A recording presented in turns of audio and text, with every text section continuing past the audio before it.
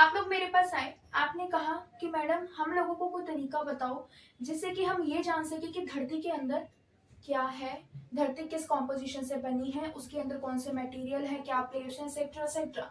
मोटा मोटा तुम लोगों को ये जानना था कि धरती क्या है।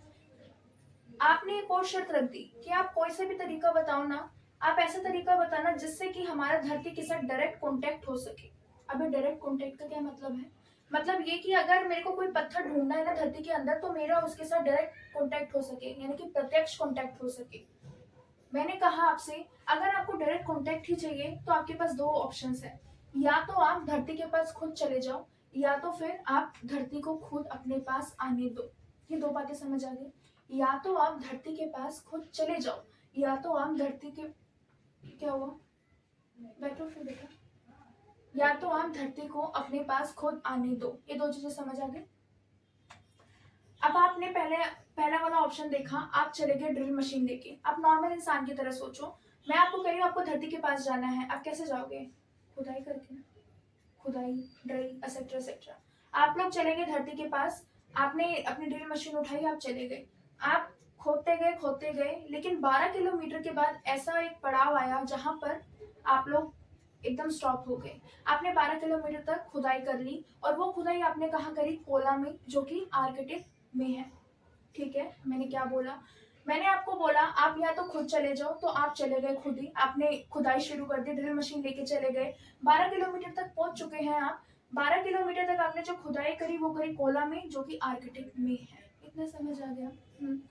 अब अब मैं ये नहीं बताऊंगी अभी कि 12 किलोमीटर के बाद क्या हुआ, वो हो चुका है। आओ अब इधर, मैंने आपको दूसरा ऑप्शन भी बताया था ना, या तो आप धरती को अपने पास खुद आने दो, या तो आप धरती को अपने पास खुद आने दो। अब एक चीज बताओ, धरती तुम्हारे पास अपने आप कैसे आएगी? जब तक कि कोई चीज ऊपर नहीं आ रही है धरती से, धरती फाड़ के कैसे होगा? है ना, धरती को चीर के कौन सी चीज आएगी आपके पास? सोचो, वोल्केनो, धरती के अंदर से कोई मटेरियल कैसे आएगा? वोल्केनो, ज्वालामुखी की तरह। वोल्केनो में जितना भी मटेरियल मिलेगा, क्या वो आपसे प्रत्यक्ष रूप होगा, आपसे डायरेक्ट कांटेक्ट होगा? जी होगा, क्योंकि वो धरती के अंदर से आ रहा है।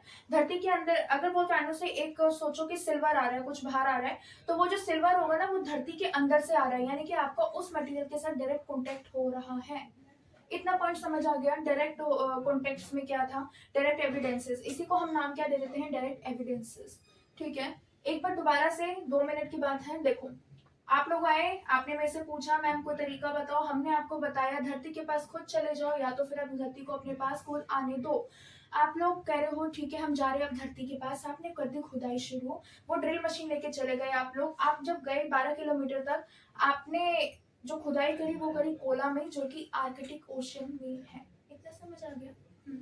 दूसरा हमने आपको तरीका बताया था, या तो धरती को खुद आने दो। धरती कब आएगी? जब धरती के नीचे प्लेट्स बजेगी आपस में, अर्थक्वेक आएगा, सेक्टर सेक्टर, और वो जो चीज होगी वो वोल्केनो के रूप में बाहर आएगी। वोल्केनो के रूप में बाहर आएगी तो धरती के अंदर जितने भी ईंट पत्थर सोना चांदी जवाहरात सेक्टर होगा वो खुद बाहर आ जाएगा, और आपका डायरेक्ट कॉन्टेक्ट हो जाएगा। तो डायरेक्ट एविडेंसेस में हमने आपको दो बता दिए, एक तो वोल्केनो है और एक ड्रिल मशीन है, इससे ज्यादा कुछ नहीं है। ठीक है, अब हम करते हैं इनडायरेक्ट